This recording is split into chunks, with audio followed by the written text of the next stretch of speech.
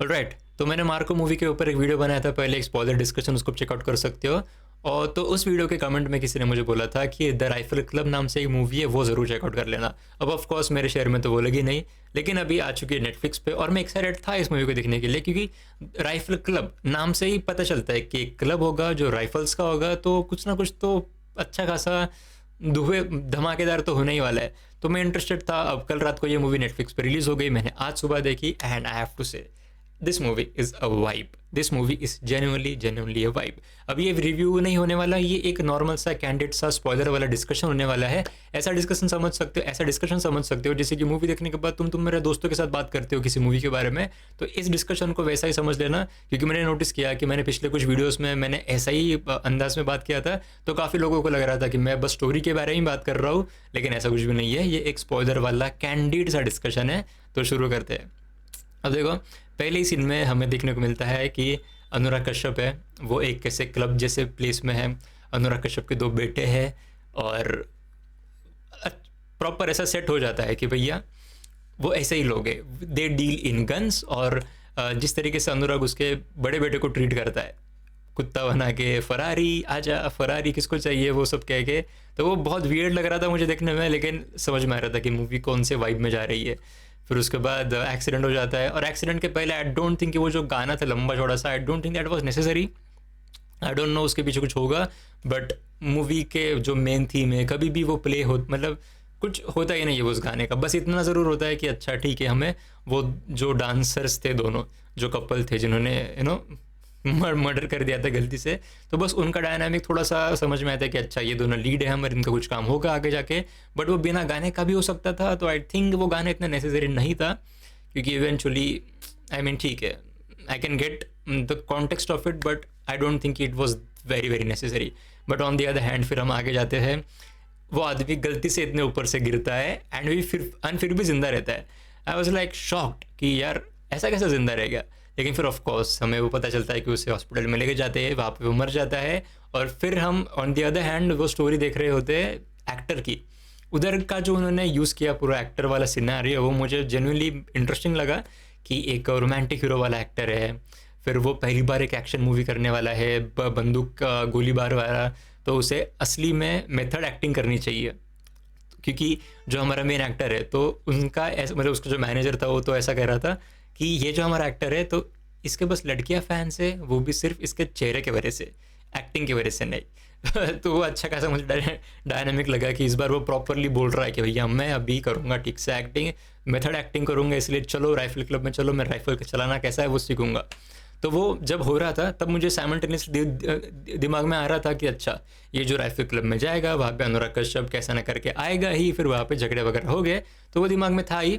तो इसलिए मुझे वो पॉइंट से ही लग रहा था कि अगर इसके अलावा इस मूवी में कुछ है नहीं, तो the story is very very straight forward. But तब तक भी समझ में आ रहा था कि मूवी में वाइब तो ज़रूर है, और पता था कि यार लोगों ने इस मूवी की तारीफ़ करी है, तो आगे जाके हमारा जो थर्ड एक्ट होगा मूवी में, उसमें मज़ा तो आएगा। एक तो ट्विस्ट टर्न्स होंगे या फिर कुछ बड़े भारी भरकम एक्शन सीन्स देखने को मिलेंगे।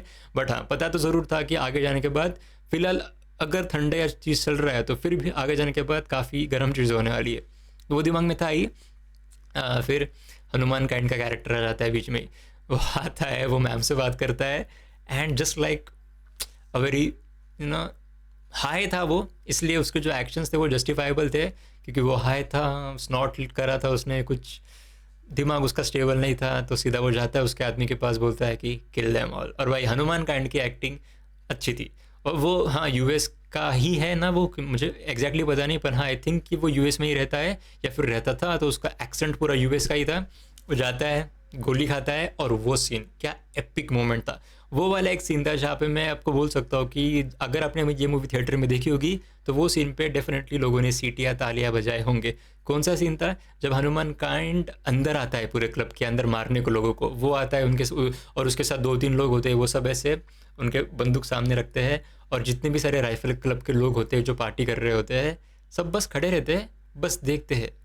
और उसके बाद हनुमान काइंड हर जगह गोली मारता है, फिर वहाँ पे वो सीन कट कर देते हैं, फिर हमारे जंगल का सीन दिखाई देता है, फिर वापस नॉर्मल सीन पे आते हैं, और तब हमें स्लो मो पूरे म्यूज़िक के साथ स्लो मो में धीरे धीरे से हर एक 3-4 जनों के सामने से ऐसा कैमरा जा रहा है, और और हमें देखने को मिल रहा है कि इतने उन्होंने गोलियां मारने के बाद भी हमारे जो राइफल क्लब के लोग हैं उन्होंने पल के तक नहीं झपकाई। मतलब कहने का मीनिंग ऐसा है कि उन्हें डर भी नहीं लगा, दे डिडंट फ्लिंच, उनके कुछ महसूस नहीं हुआ। तो वो बैकग्राउंड म्यूजिक मस्त एम्प अप कर रहा है, मुझे वो मोमेंट बहुत सही लगा। मैं स्माइल कर रहा था, अब घर पे चिल्ला नहीं सकते, लेकिन अगर मैं थिएटर में होता था तो डेफिनेटली मैं चिल्लाता था वो सीन पे। नाइस, बहुत मज़ेदार सीन था वो। छोटा ही था, वही छोटा सीन है, लेकिन मज़ा बहुत आया वो सीन देखने में।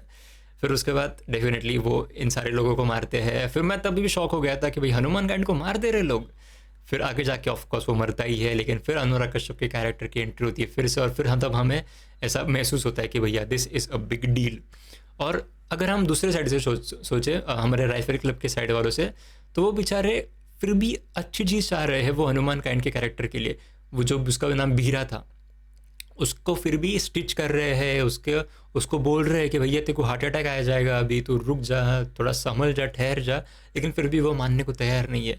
तो मेरे हिसाब से तो वो जो राइफल वाले लोग थे वो काफ़ी आराम से सारी चीज़ों को हैंडल कर रहे थे। लेकिन ऑफकोर्स फिर अनुराग कश्यप आते हैं एंड पूरी तरीके से रॉ जैकेट निकाल दिया, फिर शर्ट निकाल दिया, पैंट निकाल दिया, और बस अपने कच्छे के साथ क्या बोलते हैं, बॉक्सर के साथ अंदर चले जाते हैं, बोलते हैं कि I am unarmoured and I am naked, मुझे बस मेरा बेटा चाहिए। दैट शोज़ की पिक्चर एक हेल्पलेस हो गया था कि उसे बस उसका बेटा चाहिए था।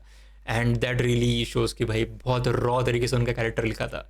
एंड तभी भी वो स्लो मूव में जा रहा है, बैकग्राउंड म्यूजिक एम्प अप हो रहा है, मज़ा आया था वो भी सीन देखने में।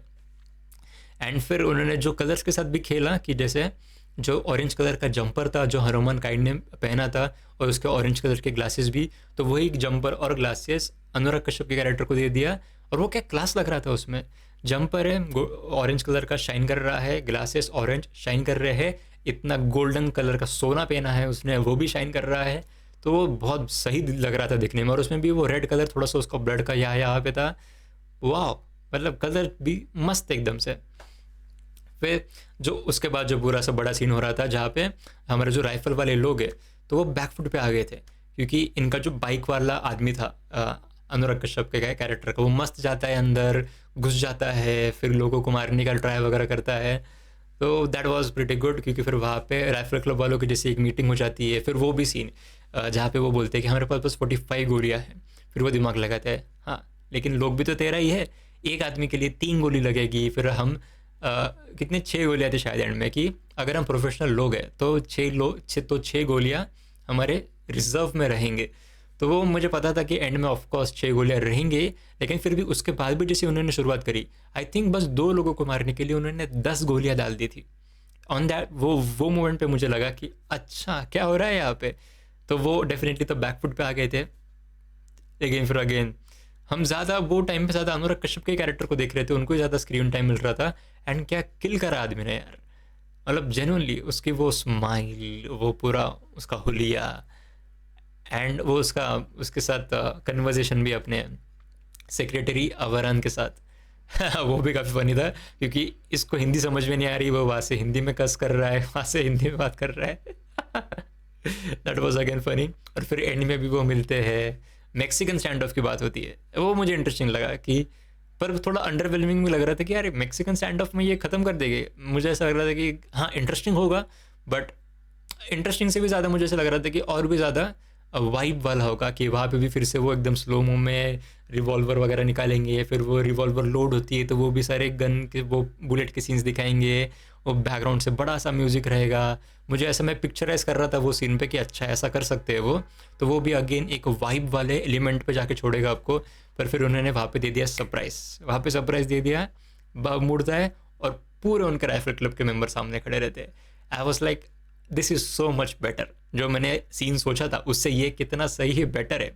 और वहाँ पे एक तुमको मैं बात बताऊँगा, ये पूरे फाइट के बीच में एक सीन था जहाँ पे अनुराग कश्यप जाके यूरिनेट करता है वो राइफल क्लब के लोगों पे, और वो कांच पे होता है वो लोगो, और उस कांच के जस्ट ऊपर जो 3 फाउंडिंग मेंबर्स थे राइफल क्लब के वो होते हैं, उनके फ़ोटोज़ होते हैं। एंड अगर तुमने नोटिस करा होगा तो मूवी के एंड में उसी कांच को फोड़ के अनुराग कश्यप का कैरेक्टर पीछे गिरता है, एंड बस वो 3 फोटो के नीचे ही उसकी बॉडी गिरी होती है। And I was like that is poetic justice. अब यहाँ पे एक और बात बताऊँगा, मैं थोड़ा बहुत कंफ्यूज था कि भैया मैं सपोर्ट किसको करूँ। क्योंकि देखा जाए तो अनुराग कश्यप के कैरेक्टर की गलती थी, मतलब उसके कैरेक्टर की नहीं, लेकिन उसके साइड की जो स्टोरी थी उनकी गलती थी। क्योंकि शुरुआत में वो गया, उसका बेटा लड़की को छेड़ने गया, फिर वो मर गया, फिर उसका सेकंड जो लड़का था वो भी राइफल क्लब वाले लोगों को मारने गया। I was like I can understand, but जो वाइब क्रिएट करी है अनुराग कश्यप ने वो देख के मुझे कई मोमेंट पे तो मैं ऐसा ही था कि अरे मैं तो अनुराग कश्यप के साइड से जा रहा हूँ, नहीं रुक जाओ, मुझे तो राइफल क्लब वालों के साइड से जाना है। तो वो एक दो बार ऐसा मेरा बैक एंड फोर्थ हुआ था, क्योंकि यार वाइब बहुत मस्त बन रही थी वहाँ पे। तो या this is definitely a vibe वाली मूवी श्योरली। बाकी एक दो नेगेटिव्स थे, जैसे कि जो गाना था, आई डेंट थिंक जो शुरुआत में गाना था तो वो इतना नेसेसरी था। आई कैन अंडरस्टैंड कि उन्होंने वो क्यों डाला था as I said earlier, but still. फिर उसके बाद जो CGI था जो एनिमल्स के लिए यूज़ किया था वो भी बिल्कुल कन्विंसिंग नहीं था, but again we can understand that क्योंकि वो मेजर पोर्शन नहीं था मूवी का। डेफिनेटली वी कैन बोल सकते कि भैया ठीक है, it's not a big issue, क्योंकि एक मेन स्टोरी को वो सर्व नहीं करता है।